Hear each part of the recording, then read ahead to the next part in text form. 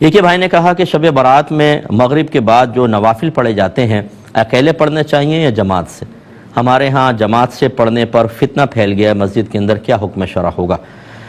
دیکھیں بالکل اگر جماعت سے اس کا اہتمام ہوتا ہے تو نہ منع کیا جائے۔ اچھی طرح سمجھ لیں کہ ہمارے فقہا جو پرانے فقہا تھے، قدیم فقہا تھے، انہوں نے یہ نوافل کو جماعت سے پڑھنے کو منع کیا تھا، لیکن ہر ایسا نہیں 2-4 جمع ہو گئے خود پڑھ لی کوئی بات نہیں، وہ تداعی کے طور پہ، تداعی کا مطلب باقاعدہ دعوت دینا، یا یوں کہہ لیں کہ ایک امام کے علاوہ کم از کم 4-5 مقتدی کا ہونا، انہوں نے منع کیا کہ ایسا نہ کریں۔ اچھا کیوں منع کیا تھا؟ اس وجہ سے کہ اس زمانے میں فرض نماز اور اس کی جماعت کی بڑی رغبت تھی، لوگ اس طرف مائل ہوتے تھے، انہوں نے سوچا اگر ہم نوافل کی جماعت کی اجازت دیں گے تو ہو سکتا ہے کہ اس میں مشغول ہو کر پھر جو واجب جماعت ہے اس سے بے رغبتی پیدا ہو جائے، تو منع کر دیا۔ اس لیے نہیں کہ یہ حرام ہے، اس لیے نہیں کہ آپ گناہگار ہوں گے، بلکہ صرف اس لیے کہ وہ قلت جماعت کا سبب نہ بنے۔ پھر جب تغیر زمانہ ہوا تو ہمارے بہت سے فقہا نے، جن میں خود اعلیٰ حضرت امام اہل سنت امام احمد رضا خان ہیں، فتاوی رضوی میں فتاوی موجود ہے، انہوں نے اس کی باقاعدہ اجازت مرحمت فرمائی، بلکہ یہاں تک لکھا کہ یہ اس وقت جو فقہا نے منع کیا تو اس وقت اگر کوئی جماعت سے نماز پڑھتا زیادہ سے زیادہ مکروہ تنزیہی ہوتا، اس سے زیادہ نہیں، کیونکہ اس میں تحریمی پہ کوئی دلیل نہیں، اس کے حرام ہونے پہ کیا دلیل ہے؟ زیادہ مکروہ تنزیہی، اور مکروہ تنزیہی فعل گناہ نہیں ہوتا، بلکہ تحقیق اعلیٰ حضرت کے مطابق مکروہ تنزیہی فعل پر اگر کوئی استقامت حاصل کر لے، اس کو عادتاً اپنا لے، تب بھی گناہ نہیں ہے۔ اور آپ نے لکھا کہ اگر مکروہ تنزیہی فعل سے لوگ دین کی طرف مائل ہو رہے ہوں تو اس سے وہی منع کرے گا جو شریعت کے معاملے میں جاہل ہوگا۔ اس لیے اب آپ دیکھیں، آپ فرض نماز کے لیے بلاتے رہیں لوگوں کو، جماعت کی ترغیب دیتے رہیں، مسجدیں نہیں بھریں گی، لیکن نوافل کے لیے بلائیں گے، ٹھاٹے مارتا سمندر آئے گا۔ اس کا مطلب یہ ہے کہ لوگ مائل ہو رہے ہیں، ہونے دیں۔ اب جو یہ نوافل کی جماعت ہے، اس میں آپ بیان رکھیں اصلاحی،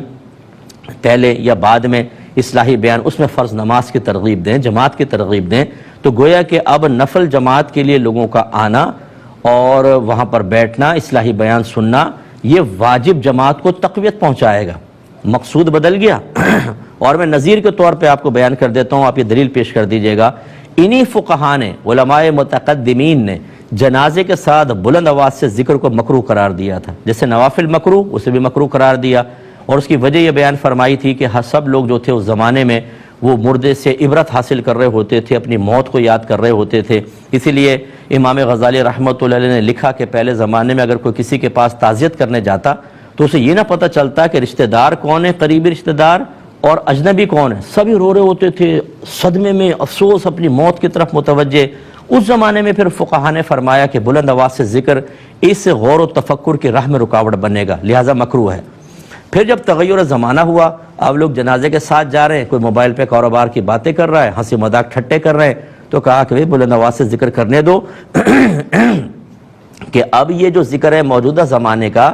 یہ غفلت پیدا نہیں کرے گا، غور و تفکر سے روکے گا نہیں، بلکہ غفلت کو ختم کرے گا۔ مقصود بدل گیا۔ آج دیکھیں جو یہ نوافل کی جماعت منع کر رہے ہوتے ہیں نا، یہ جنازے کے ساتھ جاتے ہیں بلند آواز سے کلمہ شہادت اشہد ان لا الہ، بلند آواز سے کلمہ پڑھ رہے ہوتے ہیں، ان سے کوئی وہیں روک لیجیے اور کہیں کہ نوافل کی جماعت تو مکروہ ہے، ابھی تک آپ شدت سے منع کر رہے ہیں، کلمہ بھی تو مکروہ لکھا تھا فقہا نے، وہ کیوں کر رہے ہیں آپ یہ بتائیں۔ تو یہ جو منع کرتے ہیں نا، اکثر ان کو لاجک بھی پتہ نہیں ہوتی، اور جن کو پتہ ہے مجھے حیرت ہے کہ خود اعلیٰ حضرت کو آپ فالو نہیں کرتے ہیں، حالانکہ اپنے آپ کو کہتے ہیں ہم رضوی ہیں، تو کیوں نہیں فالو کرتے آپ؟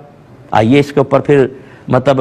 ایک ڈیبیٹ رکھنے چاہیے۔ ایسے لوگوں کے لیے میں گزارش کر رہا ہوں جو ہٹ دھرمی کر کے مسجدوں میں فتنہ پھیلا رہے ہیں، لوگوں کو بیچارے اچھا خاصا لوگ جماعت سے نماز پڑھ رہے ہیں ان کو روکنے کی کوشش کر رہے ہیں۔ بھائی کوئی پڑھ رہا ہے، آپ نہیں پڑھنا چاہتے ہٹ جائیں،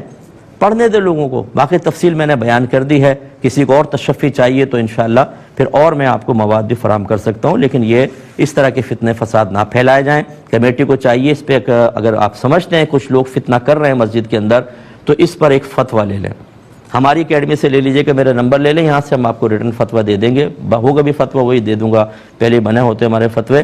تو وہ آپ لے کر وہ دے دیں کمیٹی کو، اور جو لوگ اعتراض کریں اس کو دکھا دیں کہ اس کے خلاف دلیل لے کر آؤ۔ انشاءاللہ نہیں لے کر آ سکتے اور پھر آپ کا کام آسان ہو جائے گا۔